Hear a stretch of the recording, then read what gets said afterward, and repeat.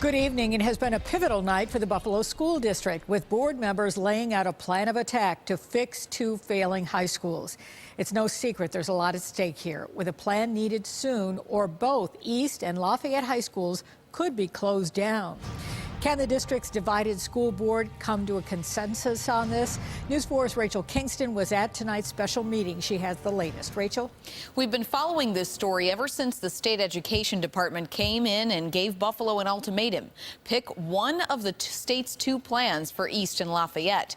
Tonight, after weeks of talking, there is finally a decision.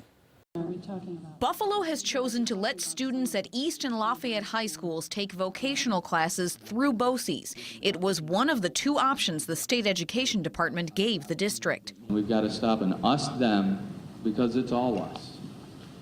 We are all in this together.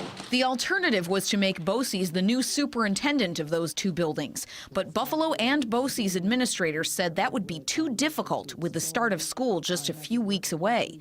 BOCES Superintendent Donald Ogilvie spoke up in support of Johns Hopkins University, which is already working to improve both schools. There was a commitment by the faculties to make something work. We did not want to interpose ourselves into that. Parents, teachers, and community leaders think highly of the work Johns Hopkins is doing. Before Wednesday night's school board meeting, they voiced disgust and anger over what they see as state ed interfering. And we don't need somebody rushing in to try and play politics and play games. So, Mr. Commissioner King, you are a bureaucrat. You are not elected. The partnerships with Johns Hopkins and BOCES are projected to cost Buffalo between $2.2 and $5.2 million for the 2013-14 school year. Park District Representative Carl Palladino was the only board member to vote against this plan. Have we considered at all just closing the schools, insofar as we have more structure, more buildings, than we have a lot of space in our other schools?